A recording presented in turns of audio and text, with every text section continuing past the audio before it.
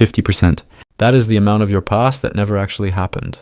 According to decades of cognitive research into autobiographical memory, half of the events you hold most dear are complete neurological fabrications, woven together by a brain that cares far more about your psychological survival than the objective truth. You think you are a reliable narrator. Are you sure about that? You lie awake at night. You replay a heated argument. The words you spoke in your mind sound sharp, articulate, and perfectly timed to win the debate against the person who wronged you in the past. You remember their stunned expression. Did they really look like that? Your brain is not a camera. It is a story editor.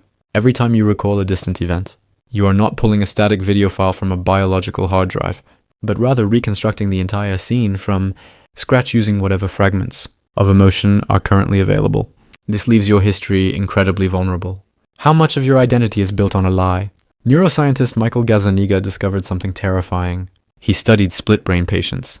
By observing patients who had the connections between their left and right hemispheres surgically severed, he found that the brain will instantly invent bizarre, elaborate fictions to explain actions it does not consciously understand. The patients were not intentionally lying. Do you realize what this mechanism means for you? You have a dedicated narrative generator. It is called the left brain interpreter. Its sole evolutionary purpose is to observe your chaotic, emotionally driven behaviors and instantly generate a plausible, logical story that makes you look entirely rational and consistent to the outside world. You use this interpreter every single day. What if your entire personality is just a series of quick excuses? You experience this in your daily life. You make an impulsive purchase. Your primitive emotional centers drove you to buy something you could not afford, but by the time you reach the register, your interpreter has already drafted a brilliant financial justification for why this was a smart investment. You completely believe your own spin. How many of your deepest convictions started as random impulses? You suddenly feel angry at a partner. You have no idea why. Perhaps your blood sugar simply dropped, or a subtle change in the room's lighting triggered a subconscious threat response. But your brain refuses to accept a purely biological explanation for your sudden bad mood. Your interpreter immediately searches for a target. Will you blame them for something they did 3 years ago? Cognitive psychologist Elizabeth Loftus proved the power of this mechanism. She studied the misinformation effect in her groundbreaking experiments. She showed participants a video of a minor traffic accident and found that simply changing one word in her follow-up questions completely altered their memory of the event's physical severity. People who heard the word smashed remembered seeing broken glass that never existed. Why would a single word rewrite their visual reality? She took the experiments even further. She successfully implanted entirely false childhoods. By presenting participants with fake narratives provided by their own family members, she convinced healthy, intelligent adults that they had been lost in a shopping mall as children, causing them to suddenly recall deep emotional distress. They added their own vivid sensory details to the illusion. If your mind can invent a traumatic memory, what else is it inventing? The answer lies directly in your ego. Your ego is a biological organ. It is a highly sensitive neurological shield designed to keep you functioning in a brutal world, constantly filtering out raw data that threatens your fundamental sense of self-worth and competence. You desperately need to feel good. Can you imagine the paralyzing weight of remembering every single mistake perfectly? Harvard psychologist Daniel Schachter understands this burden. He identified the egocentric bias of memory. When your brain rebuilds a memory, it systematically exaggerates your own role in the situation, minimizing your character flaws while dramatically amplifying your virtues, your intelligence, and your supposed foresight. You are always the main character. Is your self-deception the only thing keeping you moving forward? Think about the stories you tell at parties. You are never the absolute villain. Even when you recount a story where you technically made a terrible mistake, your brain carefully edits the context to ensure the audience understands that your intentions were pure and you were simply a victim of chaotic circumstances. You remember yourself as tragically misunderstood. Why is it so impossible for you to remember being the bad guy? There is a strange phenomenon you have likely experienced. You remember a specific event vividly, but when you picture the scene in your mind's eye, you are completely shocked to realize you are actually watching yourself from a third-person perspective, as if a camera were floating in the top corner of the room. You could not possibly have seen yourself from that angle. How did that impossible visual perspective get inside your head? This is undeniable proof of ongoing memory fabrication. Your brain is rendering the scene like a video game. Because you lacked sufficient visual data from your own first-person perspective, your brain seamlessly constructed an entirely fake external camera angle to ensure the narrative of the memory remained coherent and visually complete. You are actively hallucinating your own past. How many of your most cherished memories are filmed from this fake angle? This third-person perspective serves a very specific emotional purpose. It helps you process intense feelings. Psychological research reveals that when you recall a deeply traumatic or highly embarrassing moment from a third-person viewpoint, it physically distances you from the raw emotional impact, acting as an internal shock absorber. Your brain is actively trying to numb your pain. Are you grateful for this gentle neurological illusion? Even your flashbulb memories are severely compromised. You remember exactly where you were during a global tragedy. You feel absolute unwavering certainty about who you were with, what you were wearing, and exactly how you felt the moment you heard the devastating news on the television or radio. You would confidently bet your life on the accuracy of these details. Would you believe that researchers have proven these core memories are often completely wrong? Studies conducted immediately following major historical disasters confirm this. Researchers asked people for their story the very next day. When they tracked down those exact same individuals 5 years later, their highly confident, vivid memories of the tragedy have drastically changed, subtly rewritten by years of consuming news media and talking to other people.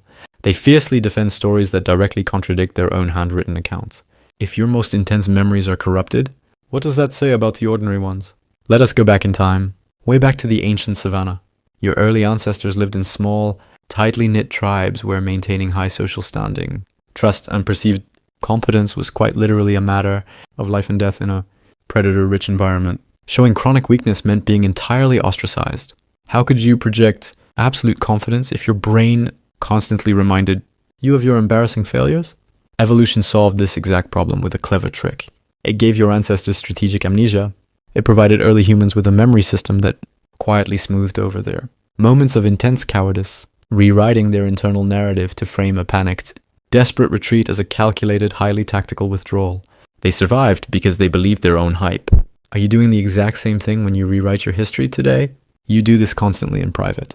You sit alone in your car. You silently cringe at a terrible joke you made at a social gathering that did not land, feeling the heat rise in your face as you grip the steering wheel in sheer, overwhelming embarrassment. Give it a few days to process. Will you still remember the deafening, awkward silence? Your brain goes to work immediately. You finally go to sleep. The hippocampus, the primary memory center of your brain, communicates directly with the prefrontal cortex to literally edit down the emotional intensity of that specific memory during your deep cycles of REM sleep. The silence is artificially shortened in your mind. Do you see how your biology actively protects you from the cringe? You convince yourself it was not that bad. You remember someone chuckling in the back. By the time a week has passed, the catastrophic social failure has been seamlessly downgraded into a minor, quirky interaction that merely proves you possess a highly unique and sophisticated sense of humor. The PR firm inside your head works flawlessly. What would happen to you if this neurological firm went on strike? Your baseline self-esteem would collapse instantly. You would be completely overwhelmed. A crushing, highly objective inventory of every time you were petty, selfish, manipulative, or foolish would flood your conscious awareness and paralyze your ability to make even the simplest daily decisions. The subsequent depression would be utterly debilitating. Did the brutally honest ancient humans simply fail to survive?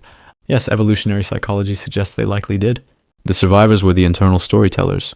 They were the specific individuals whose brains successfully curated a beautiful highlight reel of their existence, giving them the unearned, reckless confidence required to hunt, to mate, and to face terrifying odds. You inherited this ancient delusional machinery.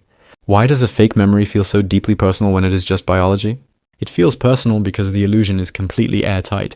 You cannot feel the editing process happening, because this intricate reconstruction occurs entirely in the background of your consciousness. You naturally assume that the images flashing in your mind are unvarnished, objective historical facts captured in high definition.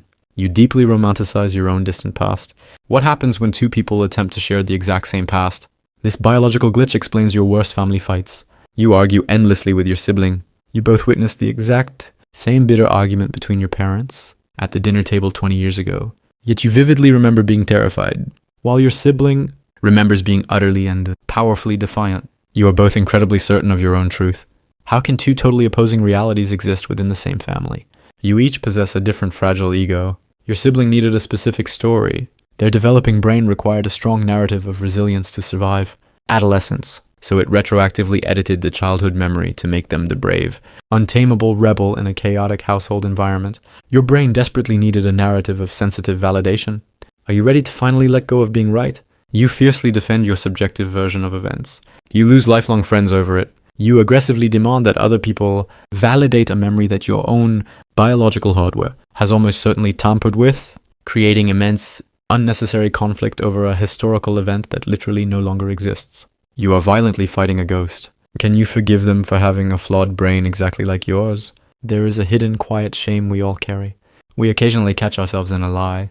We realize with a sudden jolt that a fascinating, hilarious story we have confidently told for years actually happened to a totally different person, or was subconsciously stolen from a television show we watched in college. You feel a sudden sharp wave of panic. Are you losing your grip on reality entirely? You are not going crazy at all. You are operating exactly as designed.